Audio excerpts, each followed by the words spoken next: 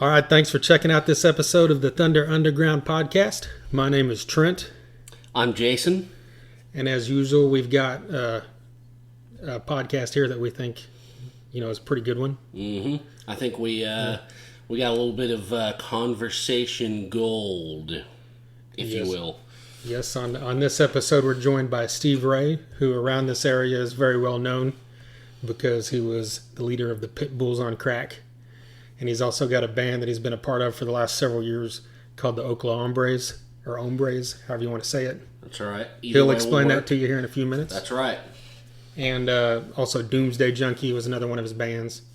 We get into all that stuff. We get into thoughts on the music scene, thoughts on current music, thoughts on past music, the standard stuff that we do. A couple stories here and there. Some talk about venues in Tulsa. Just to, talk about all kinds of stuff. It was a good conversation. It covered a lot of stuff. Yeah, you can find him. You can find the band Oklahombres online at on Twitter and Instagram.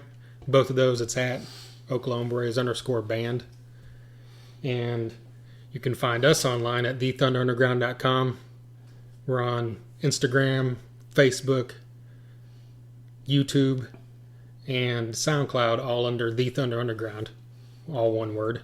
And then we're on Twitter under THNDR Ground. And speaking of YouTube, we've got every playlist, or every episode we put a playlist up for it.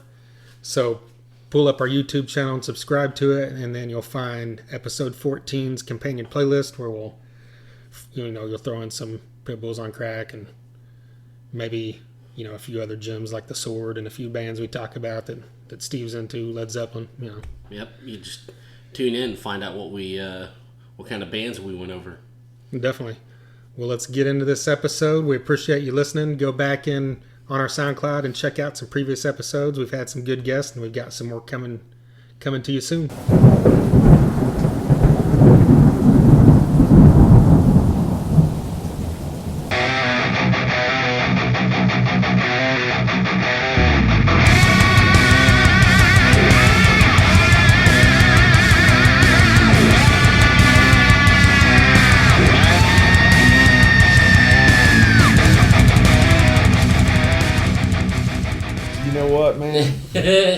I don't think we've ever really cared. There you go. Okay.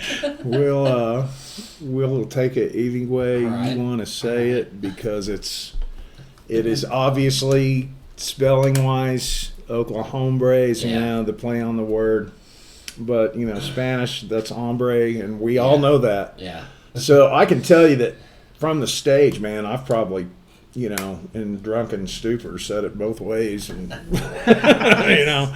Yes. So we don't really care, to tell you the truth. But yeah, it's. I mean, originally I guess it's Oklahombres, or whatever. But that kind of sounds stupid. So yeah, but the spelling, that's Oklahoma, Oklahombres. So, but most of the other bands that are saying, from this stage, thanks to the, usually they say hombres, Oklahombres. So it doesn't matter, man. It's just a purist thing. Yeah. You got Hispanic fans. I'm sure it's Oklahombre to Spanish people. So. Well, it's funny because when I've seen that, I'm like, that's fucking great. Why didn't anyone think of that song? That's an awesome name. Yeah. And it could be anything. So right. I don't know. That's cool. Oh, that's cool. I thought the same thing. Is that something that's been like in your head for a while? Yeah. Like as a name? Yeah. Okay. Well, way before you had this band. Yeah. Actually, our bass player came up with that name, and really and honestly, at the time, I think we still are. We're all a bunch of Oklahoma Sooner fans, and so we were kind of wanting to, something to do with the Sooners, but we didn't want to make it just obvious. And I came up with this name, like Bathed in Red, and they're like, nah, it's too metal, and all this crap. So I mean, we're just like we're going off, and I kept thinking, well, it's kind of a stupid thing to try to name our band after the Oklahoma Sooners, but he came up with that. He first came up with like the Okie Dokies, and I was like, there ain't no way in hell. Next. Yeah. So we had Maybe if it was 1962. we would have entire practices just dedicated arguing about what the band name was going to be, but it finally, when it came around to that name, I mean, we were all on board with it right away. Cool. Whatever Nice. you want to. However you want to pronounce it is totally fine with us. So. Yeah. All right. I'm rolling. Yeah. I'm rolling. we're So, good. you guys have, I saw on Facebook, you got new music coming pretty quickly. Yeah, we do. Hopefully it'll be out next week. I was hoping it would be ready now, and I could give you guys a CD, but it will be. We only have 3 songs coming out. I think that people kind of need to change their way of thinking when it comes to music now, because album-oriented rock is such an outdated thing. Everybody's paying 99 cents or downloading illegally the song, and it's like the song. So we're doing 3 at a time. We'll probably go do 3 more here in a couple of months or so, hopefully. We've been happy with this guy that was recording us, Paul Odom, from Church of Bigfoot Studios. We just don't have it quite settled yet because he got to working with some other band that probably had more money than us and kind of pushed it to the back burner. So, but it should come out. We're looking forward to it. We're real excited about it, and Cool. hopefully, somebody will care once it gets out. Yeah, definitely. Well, and that's I mean, I like that way of thinking, and I've kind of thought that way too. Is just lately, put a few out, Yeah. Here and there, or however, because It's just, the whole premise of a CD release party is still a very viable thing. But we've been thinking about just, putting on a zip drive, and you just plug it in, and then we can have the lanyard decorated with Oklahombres or whatever instead of selling a CD at our shows. This is something we're thinking about. I'm not saying that's what we're going to do, but that's a good idea though. Yeah. You don't think anything that's different, that catches someone's attention? Yeah, that's kind of what we're thinking too. It's just trying to stay above it all and ahead of all this technology. But we've been together for about 5 years without really any kind of recording. So I like to say back, during those 5 years that we were trying to keep the mystique up as club owners and bitch us out and say, man, you really need a CD. And it's like, yeah, we know, but we don't have one. So if you want us to play, we'll play. If not, we'll be punished with the other bands that don't have CDs. So, Nice. But yeah, hopefully it turns out really good. We're real excited about it. So Cool. I think we're just going to really, not necessarily try to capitalize on it monetarily. We're just going to try to maybe get on Rocklahoma and South by Southwest, and maybe just better gigs. Yeah, And it gets you in the door. Sure, all yeah, that and stuff. send it out digitally to some record companies or whatever, management or whatever, But we don't really have any solid plans with that. But we're just hoping it turns out good enough to Right on. do that. Okay. Cool. And so you guys been together, you said, about 5 years now? We've been together about 5 years. We've been through a few drummers, and our second drummer, Danny Molster, was drummer for Soul Rider a long time ago, and he was a good drummer and a great guy. He had health issues, and it was pretty serious, and he had to drop out. And we didn't know when it first happened if he was going to be able to come back or not, and because it was very serious. It was brain surgery.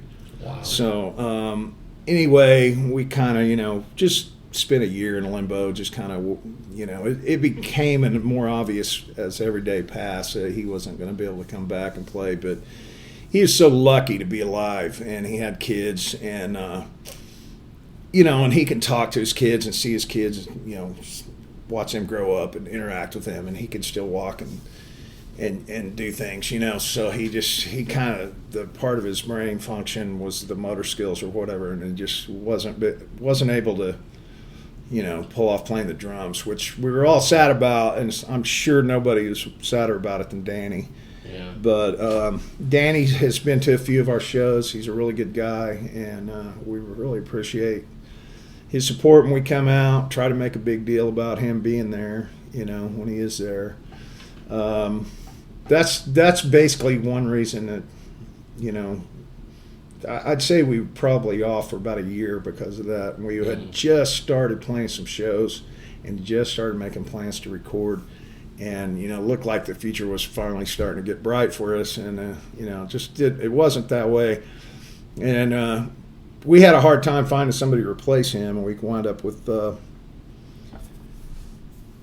Donnie Turley, this drummer from way back, been with a lot of bands, and then we started playing shows with him eventually, and he things didn't work out for whatever reason, and so we have now landed on our drummer Chad Owsley, who has been the best drummer we've had. Really? And and he's really good, and he's really got his act together and his life together, so it's just a pleasure to be in a band with somebody like him. And the other guys, I'd been in a band prior to Oklahombres called Doomsday Junkie, and we were together for quite a few years.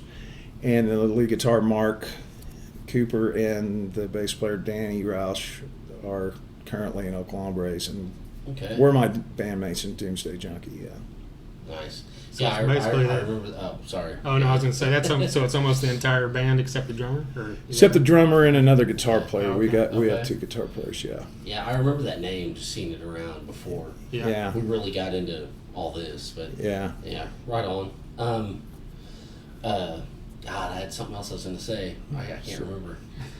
I had a question. I did. So the lineup, besides the drummer, has been consistent over the... Yeah, for about the past 2 years, we have Cool. been the same guys. The other guitar player is Joe McKay, and he was a friend of mine that I was working with, and I knew he played, and he was always, you know, trying to get me to come play up there with him at his house. And he said, you know, I'm ready to jam. My house is just always ready to jam, and he didn't have any kids or wife or anything. Well, it just came to one of those things like, well, I can't really come up there and jam with you unless I bring a whole band. And so we brought the band, and, you know, he's been the guy ever since. So Joel's a good guy. So, yeah, I enjoy the guys in my band. They're all good guys, man. They all are easy to deal with. Yeah. And that's... I've not always had that in bands. Yeah. So, yeah. But, well, if you were talking to somebody who, you know, never seen you guys, never heard you guys, how would you describe you guys? You know, probably a fancy way of just asking the normal, you know, what's you guys' style or sound? Or well, if you're asking who do we sound like, I don't know.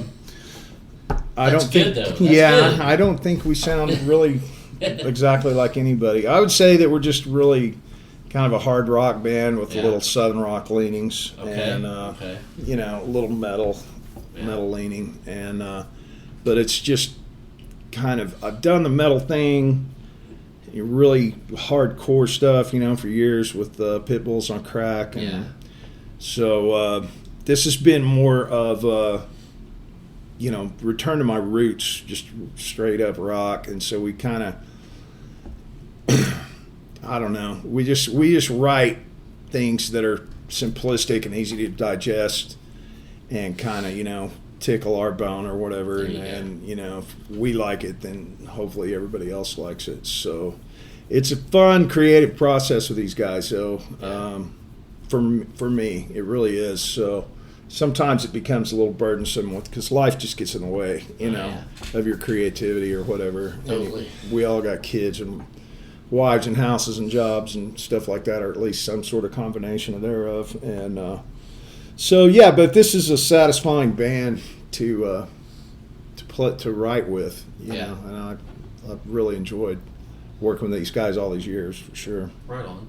Yeah, I like the whole the metal with the southern thing. I love that. That's just good stuff. Yeah, that's what we were kind of with Doomsday Junkie. We're a little heavier with those guys, with that lineup. And then basically what we did differently is, we tuned down to like C sharp or whatever, and it was real heavy, real tuned down. And now we're just about back up to normal tuning. So kind of threw me into shock, because when you're tuned down to drop D or C sharp or whatever we were in, you can only write songs in a couple of different keys. And so vocally, the range was right there every time I got any kind of idea. And when these guys started sending me some stuff, it's like I had the same kind of mentality and idea in my head, but when I went to go sing them for the first time, man, it was like real obvious. I'm like in higher keys. And it was really, really a shock. And it was really, that's another thing. It's taken us a long time. In the beginning, it was just like really such a shock to get back to, 440 tuning. Mm-hmm. And I think we're dropped down to like 430 now. But, it's just satisfying to be able to write in different keys that you're not used to with death metal or, the drop D tuning. Definitely. It opens it up, and I'm sure it probably challenges you a little bit. Definitely does vocally. See like, what can I do here? And it will kind of affect the whole outcome of a song. Just going into it, unless I just start with these guys singing, if they start giving me some sort of halfway finished product, then it's hard for me to write. So I really need to be there from the beginning. That's cool. Process. I've never dealt with anything like really low tuning. It's always been, E flat and then drop D. Yeah. So it's always interesting to get people's takes on. Well, how it always went. And it's important. The really deep tones, that's real heavy stuff, and all the guys that do it, like Smoke Offering and stuff, man, they're really good at it, and there's some good bands around Tulsa that do it, so I'm going to let them do it, and we're going to kind of do something different. Nice. That's just basically it. Yeah, and it's funny, it's like in going back to that normal tuning, it's like you're doing something different. Yeah, exactly. Now you are. Isn't that crazy? Yeah, it's like a full circle. Yeah, exactly. Well, you mentioned writing. What kind of song? What's the right word? How many songs do you guys have? Right now, we've got about 12. We've also got about, I'd say another 10 that we have kind of put on the back burner that we don't play much anymore, that we may or may not to ever mess with again. We have also discussed, playing a couple of the old songs from Doomsday Junkie, because there's some good ones there. There's some really good songs with those guys, but the tuning does become an issue with these guys, so they don't want to have pre-tuned guitars up there, because we're not like Metallica or AC/DC with a huge production and people that are paid highly to keep our guitars in tune. Change like every song or another song. Yeah. So, but we have talked about not writing, but just rehashing a couple of those songs, just for our own morbid curiosity, if nothing else. But a lot, and a lot of my whole mood about writing is, when I was in Doomsday Junkie, I wrote songs about the end of the world. We got in Oklahombres, kind of, more of a hillbilly kind of approach to writing this music. So we have songs like the songs that are coming out. These 3 songs are called Bushwhacker, El Chupacabra, and what's the other one? Polecat. So we kind of have these, kind of want to be in line with their songs with a name or whatever. You don't want to just have like real death metal sounding titles for a band called Oklahombres. So going back to Pitbulls, I write towards what the name of the band is, and it's kind of our mood, our statement on society, or whatever. Oklahombres is not really a huge statement on society, but Doomsday Junkie was, and Pitbulls on Crack was. So you don't want to be in like Anthrax and have a song called "Somebody to Love." Right, exactly. So No, I get that totally. Yeah, so that's kind of where we're at. Well, what was do you write like musically, or are you just lyrics guy, or I mean melodies? How does that all come together? I usually have a lot to do with the arrangements of the song. I used to play guitar, and I actually still do. I just don't do it in front of people. And I grew up, playing like trombone and band all the way to high school. So I sang for a long time in school and church and all this crap, and so I got real musical background. So I usually will let Mark or somebody come up with the initial riff, and then I get some ideas vocally, and then I will get some ideas for arrangements, or I might come up with a whole riff just in my head and transpose it to these guys just by going dun dun dun dun, do it like that. And so there has been a few parts on these songs where I have written them just in my head. I hadn't really came home and played them or whatever, but just kind of, this sounds good, let's do it that way. So it kind of works. Hopefully it does. Because like I said, our songs are not, it's not like Rush, or it's not like real complicated music, man. It's easy to digest. So not that Rush, or any other technically. Hey, get down, cat. Hey, I got one of my own. Okay. I know. You must, because she jumped right up on you. But just kind of some easy to digest riffs, man. Just the riffs is the thing.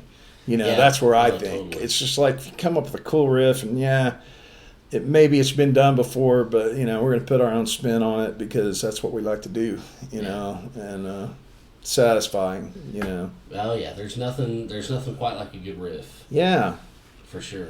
Yeah, I think bands. I'm an old guy, and I was really into thrash and Metallica and Pantera and stuff like that, Slayer, and I think two bands kind of changed that for me was Caius and Down. In the 90s, those kind of slowed me down and made me look at things a little differently. When that Down album came out, it was like, wow. Why didn't we think of this before?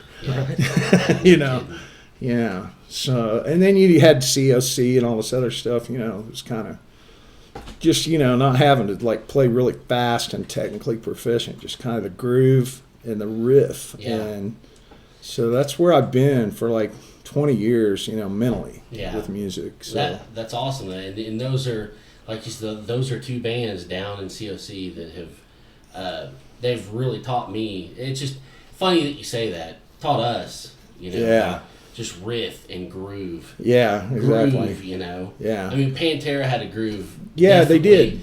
But I know what you mean. You can slow it down and still be heavy, and which they've done. And I don't know. This might make me a little uncool, but I never really got too much into COC that wasn't with Pepper. Yeah. And I know a lot of people like that, so it's no shame. Okay, good. And so Albatross. Yeah, it's great. Knocked my dick in the dirt. Yeah, and that was from then on. Yeah, you bet. That's a great album. I've always considered Pepper, one of the most underrated. Everything. Yeah. Riffs and vocals. Yeah. When it comes to rock and metal. Yeah, he never really got the. He is really good. It's kind of, he came out of nowhere, with the COC, who'd been around for a long time. Yeah. I don't really know what his Pepper story was before he was in COC, man. I mean, where they found him or he found them or and it's like, this is nothing to take away from Crowbar or Kirk from Crowbar, because he is the riff lord, but yes, and he is, but people, I think, should talk about Pepper more, because it's like, God, I mean, that guy's just got riff after riff. Yeah. With Down and COC combined, it's just, that's my guy. Yeah, he's good, man. I like him a lot. Yeah, definitely. Yeah. Well, going back before Doomsday, you were in We just did a podcast recently, or a few weeks ago, with Derek Sanders. Yeah. One of your old bandmates, right? Yeah. Was it Gutwrench? Is that right? Yeah, he was in Gutwrench. Okay. Yeah, that was. I was in Pitbulls on crack from 1990 to about 97, and I was working as Larry Schaefer's one of his right-hand men back in the 90s. Every concert that came through town through the 90s, I was there. I was working. It was a lot of hard work. I got real burnout. Got us a lot of cool gigs with Pitbulls on crack because of my position.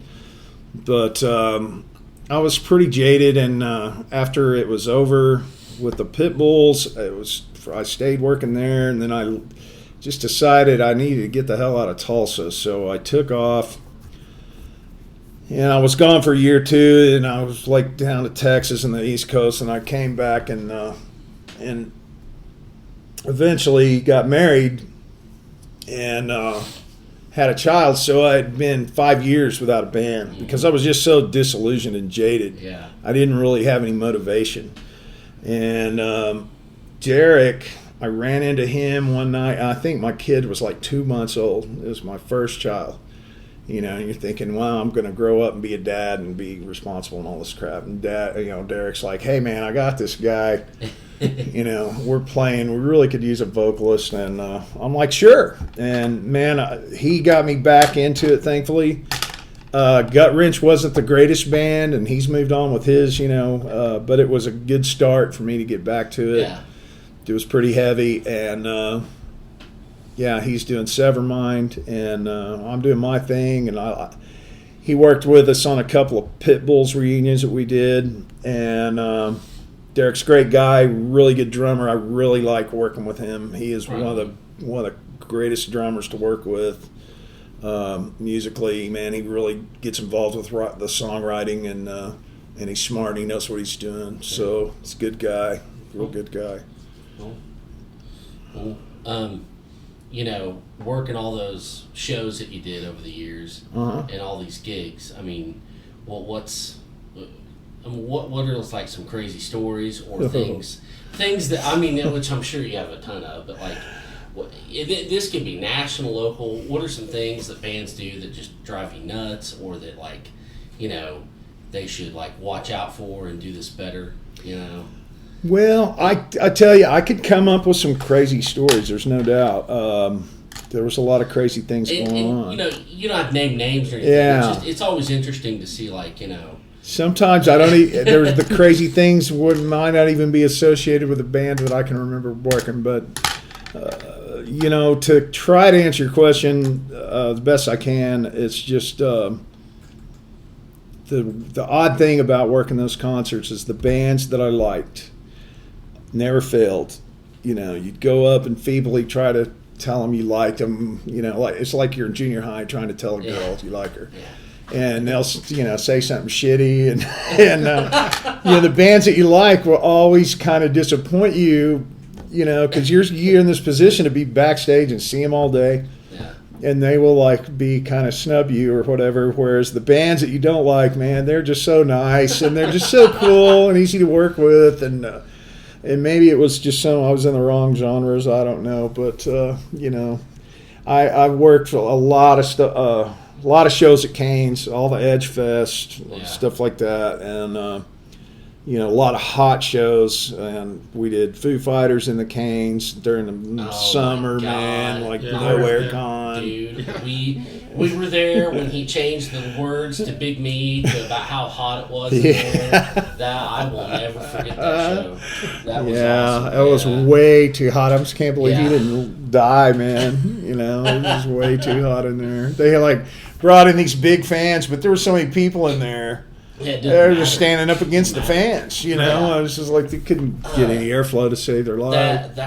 This is how hot it was. My wife was at that show. This was years before I even knew her. Yeah. And she was at that show, and this was during, the whole 90s with the big jeans and stuff. Yeah. She said it was so hot in there her jeans were completely soaked. Oh yeah. They were just dragging on the ground because she couldn't walk with them because it was those huge. Yeah. That's how sweaty Yeah, I it was. remember In that those place. jeans. Yes. Oh yeah, man. That's 90s awesome. were good stuff. Well, see, I could, they didn't do re-entry or anything, but I could get outside and walk out in the back and try to cool off. So, I could tell you it was no fun to unload or do the loadout on that show. It was, I bet. man, because it's like you feel the body heat humidity Yeah. when the place empties out. It's just like it's this humidity is just stuck. Yeah. And it's going to be there until you get everything out the building. And, yeah, it's tough. So, Definitely. worked a lot of gore shows there. They were not fun. Oh, We had to yeah. cover the whole place in Visqueen. Yeah. It was a big, huge production. Hated working gore, but I loved the shows, Yeah. How long Oh, did yeah. that take? Huh? How long did that take to cover everything? It would take, I think the first time we did gore, they didn't really know what to expect. And I knew who Gore was. But the people that working at Cain's, they were a little older, and they didn't really know who Gore was. And Gore was kind of a new thing, and I see them knew who they were because I watched like the talk shows or whatever. But they didn't know, so we started a whole day before putting up because they got all those pictures at Cain's. Yeah. And they didn't want any of that crap on there, and so we covered all that. And I think we learned after the first day what we could get away with, and then they came back a few times, and we just got there a few hours early, and kind of knew what we had to do. You couldn't put nothing on the floor or the stage floor because, that's Visqueen. You will slip and fall if it's wet, for sure. kill you. So Gore had and their stage rider, they had to have the stage covered with carpet. And that was another thing we had to do, Oh, wow. because if it wasn't carpet, That fall they could themselves on their slip and stuff. fall. Yeah, And right. then the carpet, and it was in their contract, the one time, carpet is going to be ruined and wet and it's going to be thrown away. So, but we have to have it. Yeah. So it doesn't have to be brand new carpet or anything. It'd be old crappy carpet the dogs peed on, but it's got to be on there. Well, that was one me and Thrasher went to, and he got so soaked. I was like, "You are going home in the back of my car, in the back of my truck. Right. I don't care if we get pulled over. You're not getting in my truck." And Yeah. He balled down the back of my truck because he got way up there and he got so soaked and so covered in blood and whatever. But it was awesome. Yeah. And I've seen them many times over the years. It's always fun. Oh yeah, Always. yeah. Did anything ever get messed up? I mean, did anything ever seep through the? Nah. Okay. Nah. Yeah. Nah, we did them too at the other side. Seems like at least once, maybe twice. I can't remember, but yeah, I've seen Gore a lot. I've seen a lot of bands multiple times just because I work and Yeah. in the '90s, you had acts that came to Cain's 2 or 3 times a year, and it wasn't necessarily really cool that stuff that I liked, but Ian Moore, he was going to come 2 or 3 times. And back then, he pulled in a good crowd, and it was a good show, Yeah. I didn't love Ian Moore, man, but, he had a bunch of musicians that were cool, and they were good musicians, and they were cool to hang out with. Yeah. So, working the concerts, you work country, all your friends are, down the road at the rock bar seeing their buddies, and I'm sitting here working a country show, you just took the good with the bad, but when you had the good, it's like, man, everybody be calling me, can you get me in, and can you get me some work, and my band wants to open up, and I was kind of the man there for a while, but nothing lasts forever. Yeah. So Yeah, true. Well, Well, do you think? How do you think the music scene in this area has changed? Has it changed for the better? At least as far as it's kind of as far as rock music goes. Well, it's a double-edged sword, man. I think that the bands, I think the talent level has increased. I think, there's a lot of good bands, not necessarily metal or whatever, but just all across the board. There's a lot of good bands, and there's better bands than there were. There's not as many avenues for them as there were. Even though you have casinos now, and you have this and you have that, there's not as many opportunities for all-age shows, and that really really does not help the scene, because you need those kids. You need those rebel kids that are going to sneak out of their mom and dad's and go to these concerts and then go tell all their straight or more straight friends. And then that creates like a little buzz. Yep. Right. So we're really missing that. And I hate that. I would really like to see that addressed somehow. I think, Cain's is the best bet for that. But, I just don't know if they really even concern themselves with it. And I definitely know those people that are running it now, and they're good people. I don't, have anything bad to say. It's just a difference I notice. And, there are harder, any time in my 30-year career, there's only always been 2 or 3 places to play around town, I mean, It's never going to be like 20 clubs to pick and choose from, So I think you've got that now, with the Venue Shrine and, Downtown Lounge. You've got, you got a few places, Sound Pony and this and that. You got 4 or 5. The Brady's cool. I love that down, because when I was working Cain's, people would come to these road crews, would come on the weekends, and the downtown area would just be deserted, and they were like, man, this is, we've never seen anything like this. This is really weird. We're all the people. And so now, Brady is really a cool place, and there are several more clubs, they're more specialized with who they're going to let in there, but to play. But, I think there's a lot of hope and promise and reason for bands to,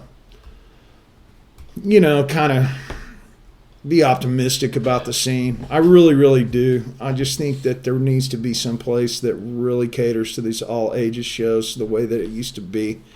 And because, it's just, you need that. You really just, if all your crowd is 21 and over, and no wonder these kids just listen to rap music or whatever, Well, exactly. It's like, I remember playing, you could play Curly's or play, I don't know, wherever.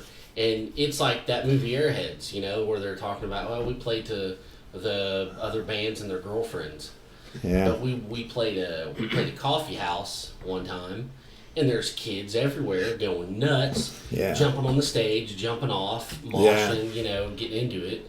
And that's, that is where it's at, is the all ages. It really is. 16, 18-year-old. I really would like to see that addressed. I would like to address it myself, but I don't have the resources to do it. Yeah, no kidding. But I see the opportunity, and hopefully somebody out there will, and take advantage of it, because I think there's, it's hard to start a club and keep it maintained and profitable. There's no doubt about it, but. Oh, yeah, I couldn't imagine. You cannot have beer sales with underage kids. So that takes some money away from you right there.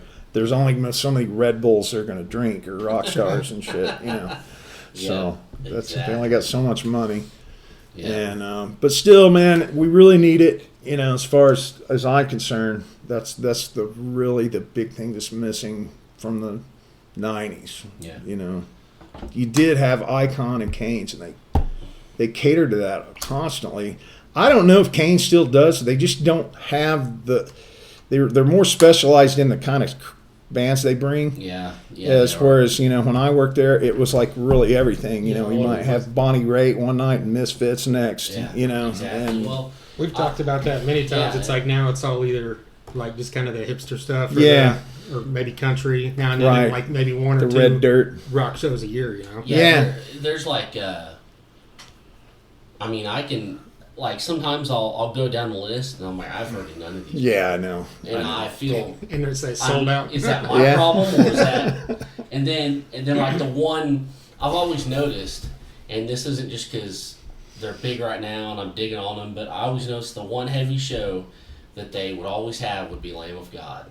Yeah. They'd have them come around every other summer. Right. That would be the one heavy show. Yeah. But other than that, I'm like, don't know. Well, they'll still bring Clutch, Clutch, True, yeah. Annual visit by Clutch. Yeah. It's usually the only time I go back to Cain's to see Clutch. But yeah. Well, but awesome. Hey man, I whatever it takes for them guys to keep that place independently owned and not taken over by the corpse. man, that's going to be big to me. And if that's all they're going to do is Yonder Mountain String Band and, totally. Man of Constant Sorrow, hey, dude, that's fine as long as it keeps, these huge corporations from buying them out. And you never know. Everything goes around and comes around. Sure. So it might all... Yeah, it could change. Yeah, it will change. Yeah. It's just a matter of when. Yeah. So. Oh, yeah, for sure. Well, speaking of the Cains, we've got a story. Yeah, we have to tell you a story. This is something I've told, tons of people throughout the years just because it always stuck in my head, but Lucy's Fur Coat. Yeah, we played with them. Yeah, you opened the show. Yeah.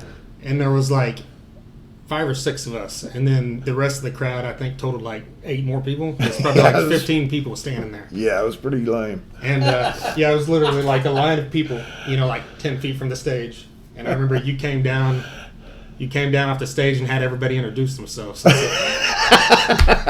you're like, hey, this is an intimate show. And you walked up to, the first person to stand up here and said, what's your name? And you just went straight down the line to each of us. That's funny, man. And then you got to one of our friends who's named Michael Thrasher, and you're like, that's not your fucking name. Thrasher's really your last name? He's like, yeah. And he's like, show me your license. So he showed you his license. And which, in fact, that was the same motherfucker that had to ride in the back of my truck. Oh, yeah. For the car show. Wow. Yeah. Wow. So you guys were the guys there that night. Man, I don't remember doing that, but that sounds like something I would do for sure. There you go. It happened. And that was a great show. It didn't matter. Oh, you guys and them both put on a show like you're playing to a full crowd. So yeah. Yeah. Well, you kind of got to, man. That's the only way to keep it fresh for yourself. Yeah. And, man, that's really funny, guys. Yeah. Really appreciate that story. Well, yeah. I mean, when he said, "Oh, Steve Ray he's now doing a podcast," I'm like, "Well, we got to tell him that fucking story. We have to." So that's excellent. Yeah, that's great, man. Appreciate it. Yeah. Well, speaking of Pitbulls, like what are your best memories of that period of time? Pitbulls, wow, man. After parties. After parties were monumental back in those days, and very important part of the whole scene. And damn that sun coming up at 6:30 a.m. That's no fun. No, it just kind of like puts a whole downer on the night. So anyway, man, I don't know. I had a lot of good times with the Pitbulls. Had a lot of fights with different members, and I don't kind of play like that anymore. I don't try to be the dictator, and which I kind of didn't really want to be the dictator. It just kind of evolved into that. But bands we played with like Oliver Magnum and Dead Orchestra, and Bunny's Doom, Guy Smiley, Cost of Descent. Just the camaraderie we experienced with all these different bands was really the greatest thing to me. It just, and I still think I'm still friends with all these guys in Pitbulls. And I think, that we kind of look at it like, none of us were college bound or anything, but I think we look at that part of our life as like, people look at their college years. It's like, remember we did that with that one chick? And like, yeah. And so long ago, I can't think of anything specific to relay, but man, if you guys would have gave me a little heads up, I could have thanked some really funny stories, but I don't know if I'd beat any of yours with Lucy's Fur Coat. That was great. Yeah, we do this stuff like off the cuff, totally. Yeah, that's cool. Anyway, so. That's cool. But yeah, we had to get that story. Good, thanks. No problem. And you've done a couple reunions since then, right? Yeah, we did one in what was it, 2009? Or no, first time we did was in 2007. It was at the other side. And that was the classic lineup with Andy Williams, Trev Heiner, and Terry Waska, my brother-in-law. And we had Derek Sanders playing drums because Danny Dodge, our drummer, was living in Nashville, and he still does. So we got Derek on, who was a drummer for Cost of Descent, and he was, death metal drummer and played fast and all that. So we just kind of got him on board, and we did that show at the other side. It was really good. There was a lot of people there. Cool. You know, and then we did another one in 2009, which was at the time, 20-year reunion of Pitbulls, and we did that at Cain's, and I think it was the last Freakers Ball they ever did, and it was pretty good too. There was a lot of young people there that just really didn't know what to think of us. You know, they may have heard of us, but they were just kind of, and we were doing some really kind of some stupid shit. We were like playing Pink Floyd and stuff like that too. And I don't think they knew what to think. So, and that was something we never really did. So back in the day, but that we were experimental. I mean, you know, if somebody plays a riff, it's like, oh, that's fucking sweeter than shit. Let's do that. Let's work that up. You know, okay, sure. Right so, on. You know, this is something you think it'll happen again? With the Pitbulls, it looks less and less likely. Andy lives in Oregon now. Danny still lives in Nashville. Derek's still here, obviously, but it just looks very, very unlikely. I think the last time we did it, we kind of thought it was going to be the last time. Now, after we did that one in 2009, I can't remember what year, a couple of years after that, Danny Dodge came back from Nashville for a while, and we all got together and played in our old basement that we played in. It was because it was Trev's, and with him, and man, that guy could shred. He played so fucking fast. The guitar players could barely keep up with him. They weren't practiced or whatever, you know. And man, they would just like they would get through playing the song just blistering fast, and they'd shake their fingers, man, like they was on fire. Yeah. And I would just sit there and kind of chuckle to myself because, you know, I'd been in this band, that band. I still had chops. These guys had no chops. And obviously, Danny Dodge had a lot of chops. Yeah. So he was playing faster than he ever did. Nice. I used to call him Crankfoot, and that is a name that has stuck with him. And he has played with some pretty big dudes out there in Nashville. Yeah, he has. Wow. You know, he still gets offers. So he's a really good drummer. Right on. Crankfoot, that could be a band name. Yeah. Yeah, exactly. He should do it. There you go, Danny Dodge. Cool. So another Pitbulls question for you. Okay. Was the Steven Tyler shirt, was that related to you, or is that... the dreaded, obligatory Steven Tyler of Pitbulls question. Because I looked this up, you know, because back then we thought, oh, this is fucking awesome. There's a band from Tulsa in the Cryin video. And then when I knew we were going to do this the other day, I was Googling it, and I saw there was another band in, like, Illinois or something called that. And I didn't know if maybe it was them or you or what the... No, this is what I have come to find out over the years. You know, we were in Pitbulls. It was before the internet. We didn't know there was another Pitbulls. There was for, like, a year, and they broke up in Chicago or something like I think you're saying. There was not their shirt that Steven Tyler was wearing. It really was not ours either. The night that video premiered, that was back when people watched MTV a lot and video, and they still played videos. And I got calls from all over the country, and including here locally, you know. And I was like, man, it's like, you know, Steven Tyler's wearing your shirt. Steven Tyler's wearing your shirt. And I'm like, dude, what? Turn on MTV. So I turn on MTV, and sure enough, he's sitting there in that window, and it's got this, he's with white shirts, this Pitbulls on crack, just bigger than Dallas. And so we all just kind of rolled with that. We never... Yeah, that's our shirt. Exactly. Yeah. We never really told anybody that was or wasn't. We just kind of rolled with it. It was not our shirt, but man, it was like the biggest thing around here for people. We didn't want to disappoint them. And, you know, it's like, they were like you, man. They were proud, you know. It's like, it's a Tulsa band or whatever. In my travels over the years, I guess about 4 years later, man, I was working a show at Mohawk, and I don't even remember who it was. It didn't really matter because the road crew is who you're dealing with. You're not dealing with the stars of the shows so much as you are the road crews. And at the time, you know, Pitbulls was going around, and I had just printed all these shirts, and I took them to the show to see, and I had like a crew of 30 people working, and, you know, I was making them hell of a deals to buy a shirt. Yeah. And So they were buying them up, man, and they were putting them on right away and working these things. And I remember at the end of the night, man, this guy comes by me, and he didn't know that I was in a band called Pitbulls and Cracker, that even I was responsible for all these guys wearing a shirt, but he was just kind of standing by me and wondering out loud. He's like, Pitbulls on Crack, wow, man, there's a lot of people wearing these shirts here tonight.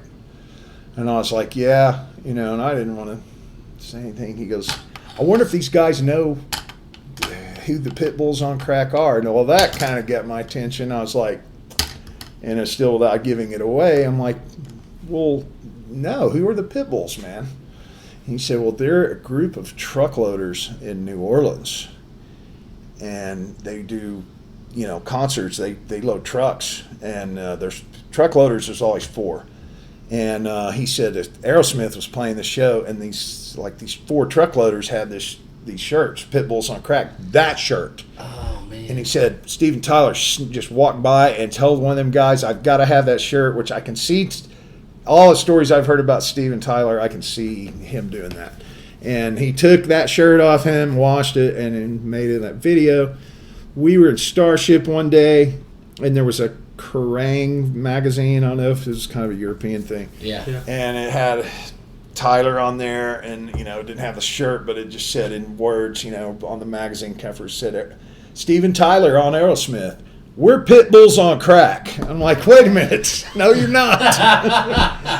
So no. Anyway, I think that this guy's story was probably the most likely thing. And believe me, not a whole lot of people have ever heard this, because there was who was that? Jimmy Bowers from I Hate God was seen wearing one of those shirts. And just people used to come up and say, well, Jimmy Bowers is wearing a shirt. Bring Jimmy Bowers. And then I fell in line with this New Orleans thing. Yeah. And so I think, there, so I mean, I think that's probably where the shirt came from. It definitely wasn't one that we printed. Wow. It had 2 colors on it. So,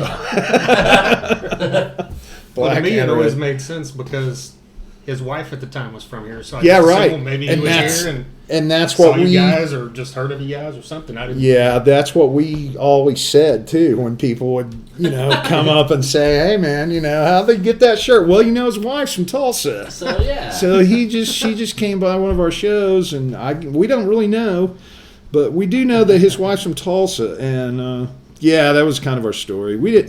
We were pretty vague about it, and we didn't want to give away the secret too much. But I think after a while, we just got sick of it, and I think Andy, from Andy's viewpoint, he would have wished it would have never happened. After a while, because he just tired of being our claim to fame was that. And we had several other claims to fame, but I guess that was the biggest one. I don't know. Anyway, thanks for bringing it up, guys. Sorry. No, you could have just said next question. No, that's all good, man. I'm just kidding. Cool. Were you a fan of the song Cryin? No, I was not. I actually, no.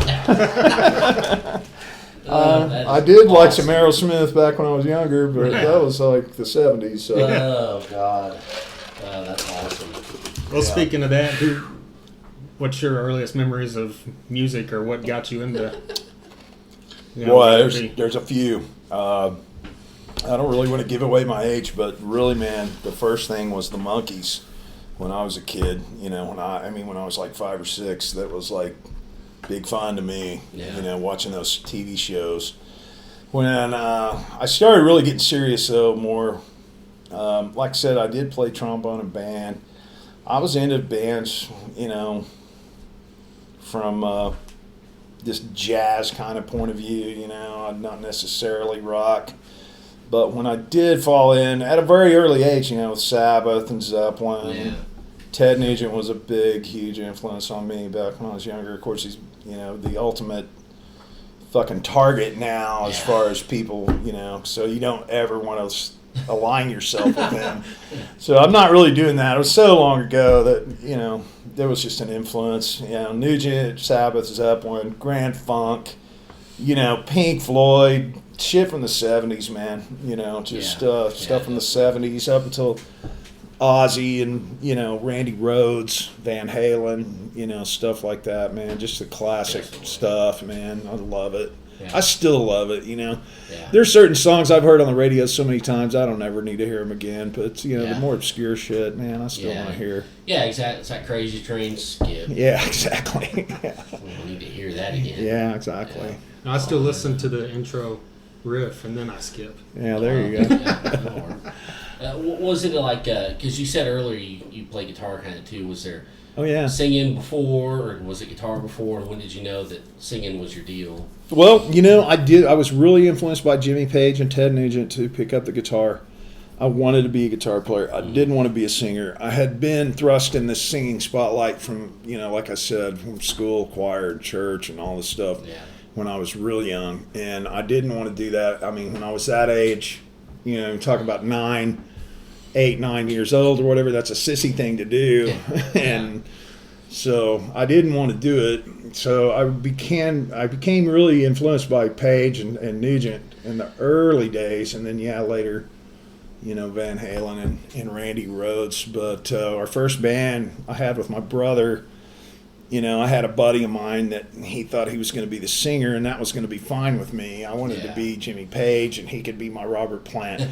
But he would just, like, you know, hum to these things and be real shy about, and have to listen to us and drink a lot of beer before he'd have the courage, you know. And then a lot of times by the time he'd have the courage to get up there and sing, we were already, we got to go.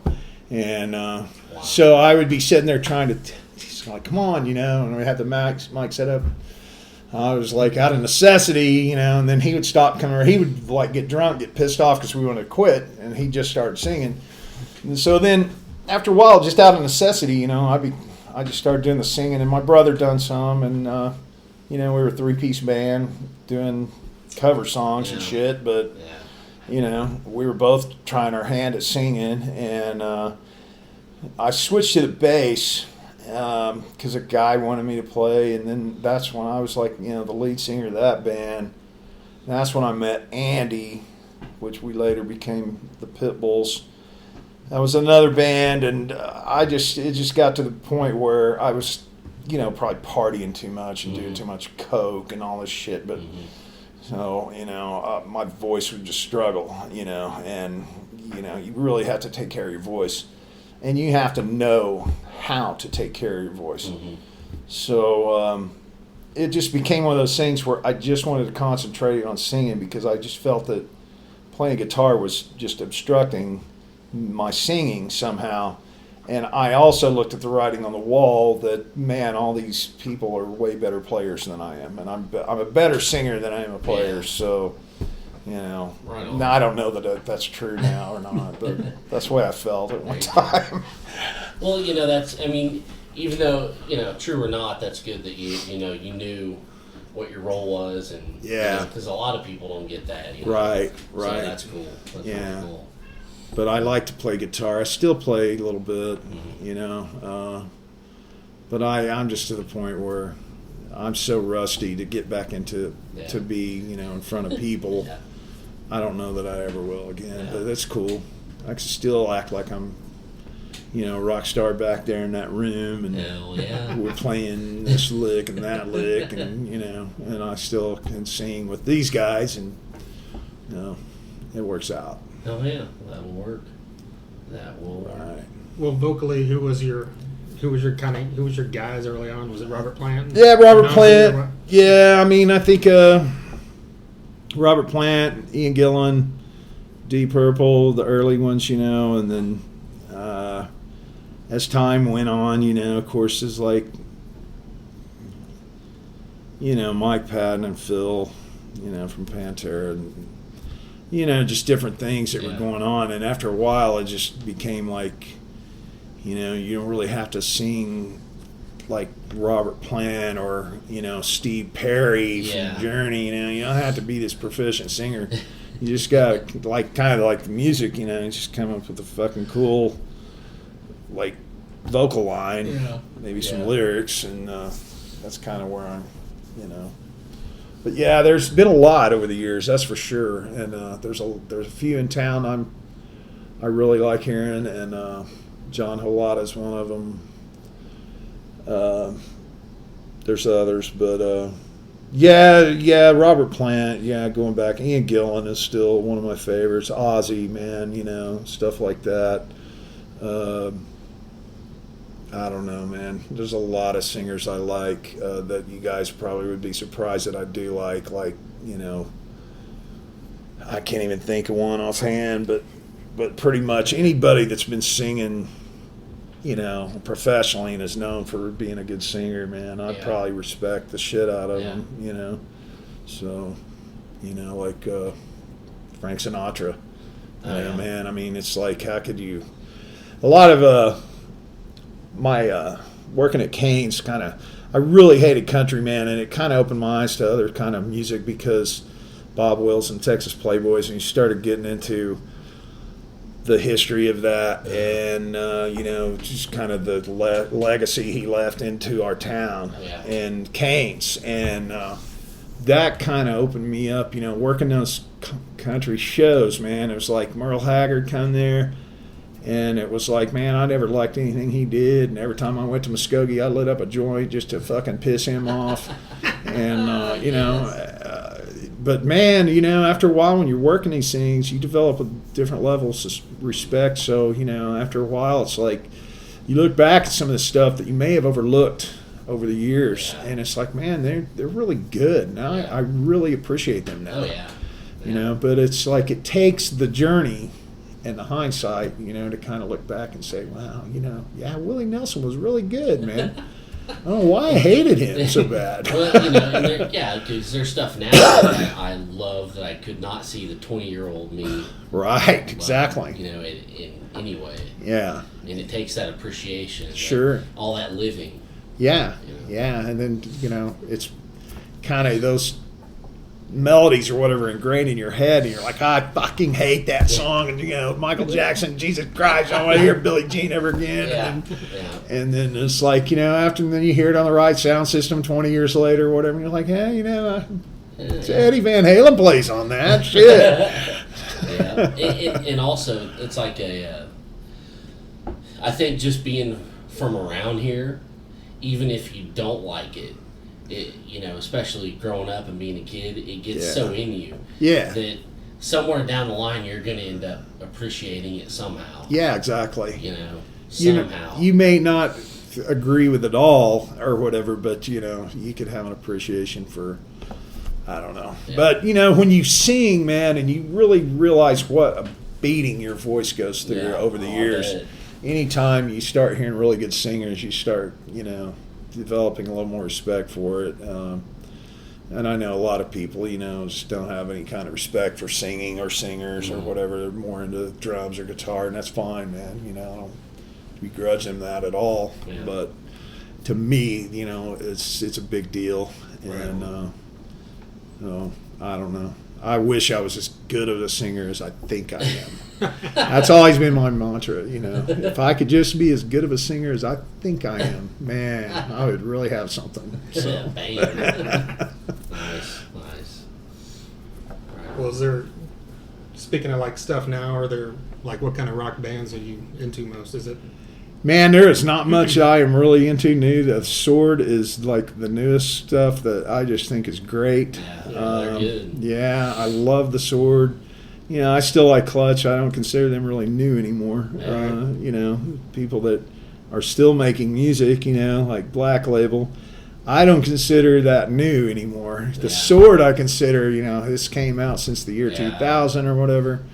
Yeah. That's what I really like, and there is some other stuff, this one I think's the best, but there's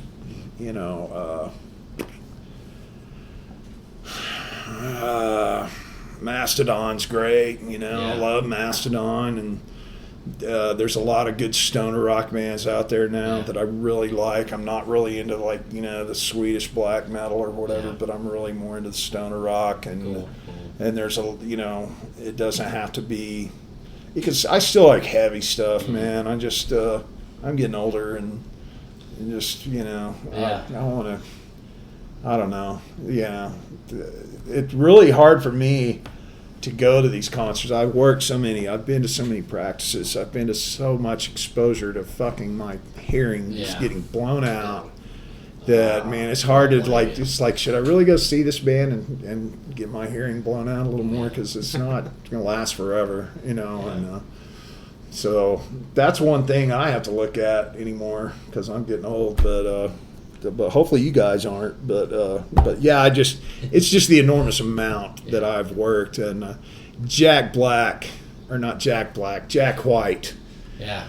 Fucking White Stripes, yeah.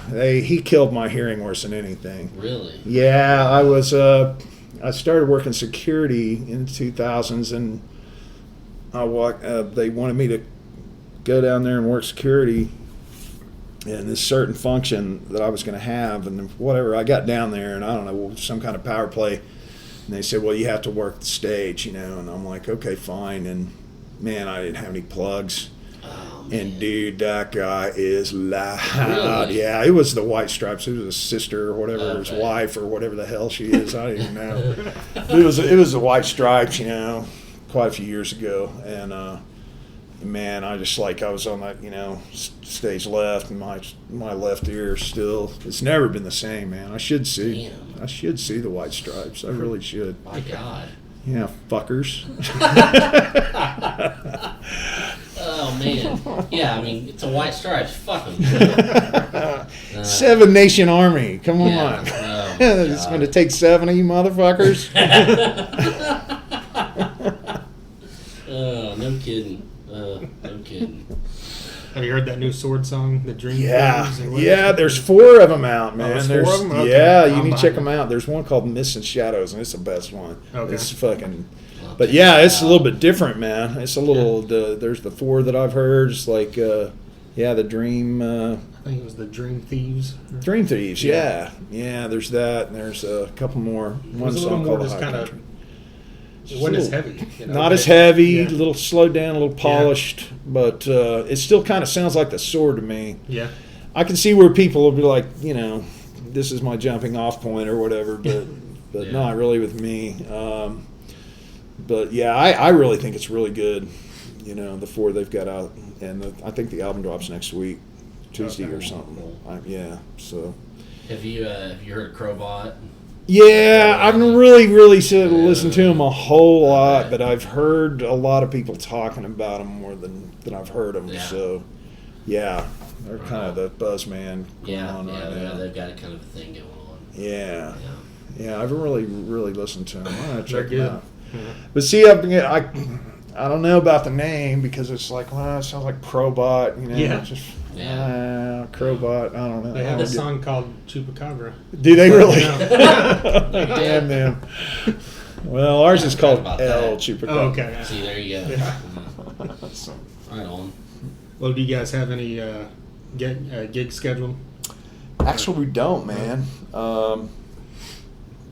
We played a few here lately, and like I said, we're trying to get this recording kind of straightened out. We're trying to get some merch, different merch made. We had some shirts, but we sold out of them, and we haven't had them in a while.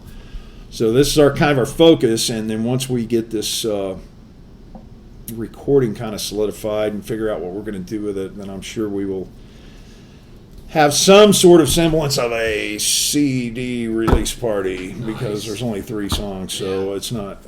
I don't know that we will manufacture any CDs for sale, but like I said, we're thinking about doing these zip drive things, and I don't know. When we do wind up playing, I'm sure it'll be Downtown Lounge or Cimarron or. You know, possibly the venue or the marquee or whatever. What's a marquee called now? Vanguard, yeah. Who knows where we'll wind up? Maybe the new Nitro or whatever. Those will probably be the places along the lines we'll be playing. Okay. And I hope Undercurrent, Shady Tree. Shady Tree, Yeah, is that still going? Yeah, we just opened under that name. Yeah, Undercurrent turned into the Shady Tree. Right. That's pretty new, I think. Well, I heard they were having some rap problems, gangbanger kind of shooting kind of crap, but that was a while back. I didn't know they reopened, but yeah. I tell you, when they moved there from Old Memorial, I knew, man, that place is never. The location is not Right. Yeah. When you got that big country bar across the street, and then people drag the memorial, it's just kind of, I don't know what it is, but it just doesn't work there. Yeah. And I wish them all the luck. I hope it does, but Yeah. it just seems to me like it's a bad location. Yeah. You would think that it would be kind of cool because there are all these kids dragging memorial, and there's all these shit kicking rednecks across the street, but Yeah. it's for some reason. Yeah, maybe it's more of a central thing. Yeah. But Yeah. Well, hopefully, there's some stuff keeps on, happening around the Brady district or, down there at 18th and Boston or, the Blue Dome or whatever. And just hopefully that music won't die out, man. Yeah. I mean, it's just really, with the industry end of music is just nothing like it was when we were growing up. It's just not. There's still money to be made and it's still there, but it's just such a different animal. And I just hope that people will continue to be creative with their guitars and their drums and their rock music and their heavy metal and their punk rock and whatever, man. I mean, I don't have anything against Red Dirt or Americana or whatever. That's fine. I'm not going to go see that stuff or buy any of that stuff, but if that's what people want to do, that's fine. Or rap music, that's not my deal either. So but hopefully it will just keep flourishing, man. That's my big hope for rock music at all. So agreed. Totally. Yeah. Yeah, it seems like there's a few bands that are keeping that Foo Fighters, Avenged Sevenfold, kind of keeping it alive, at least to the mainstream. So sure, yeah. And it kind of goes through waves, Gotta have those commercial bands to make their underground cooler, and that's one thing that's kind of missing is the underground now. Right. And those bands can be kind of the gateway, right? That opens up to, Yeah, there's a lot to be said. I mean, I don't want to bring up a lot of names, but I mean, there's a lot of bands people make fun of on Facebook.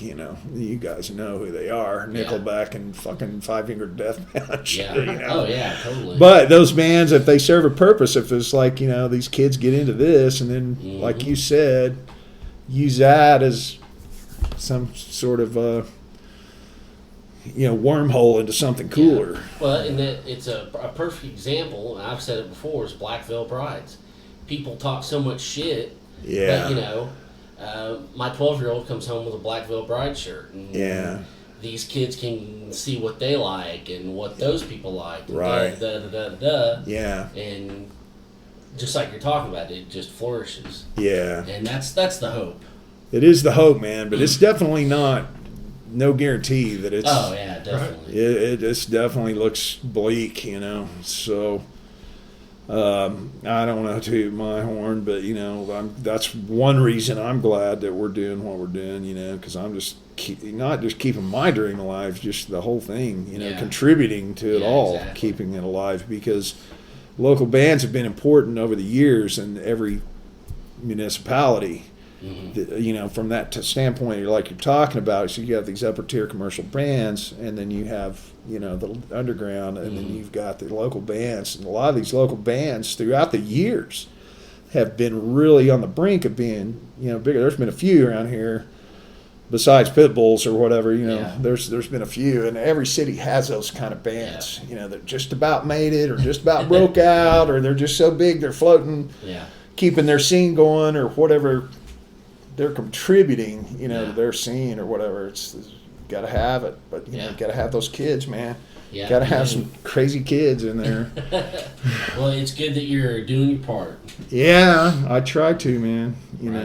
I just there's a lot of guys I've been playing with that are younger than me that are not doing this anymore, and I don't mean to, like I said, toot my own horn about it, but man, I just can't see quitting doing it. If I've got the opportunity to play with people that I can get something out of, get some satisfaction out of, man, I'm going to keep doing it. What I mean? I don't care how old I get. Yeah, why not? Yeah. Exactly. As long as I can still hear. That's right. Cool. Well, what's the best way for someone to look you guys up? Well, We are on Twitter, Oklahombres _band. Instagram is also _band. The same, Oklahombres _band.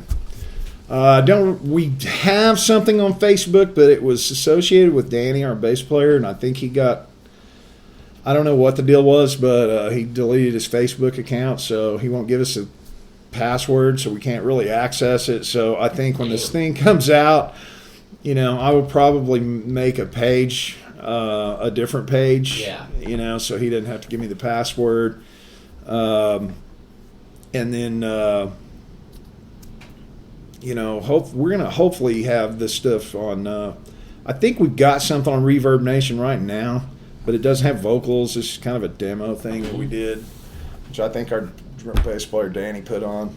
I think it's the only song on our Reverb Nation page. I don't even look at it, so I don't know. But hopefully get that going when we get these 3 songs. And then hopefully, where's this thing called Bandcamp now? I think we're going to go that route. Okay. And I don't know what else we'll do. Then we may try to do Spotify or something, But I think those will probably be the initial things that we do for people to have, whatever kind of access. So right on. I don't think you can really, the Facebook or the Twitter or Instagram, you can't really set that page up like you could MySpace, and have, here's my songs as soon as you go to that page, and that was kind of cool. Right. I miss that about MySpace. Yeah, that's why I hear a lot of people talk about the MySpace days. Yeah.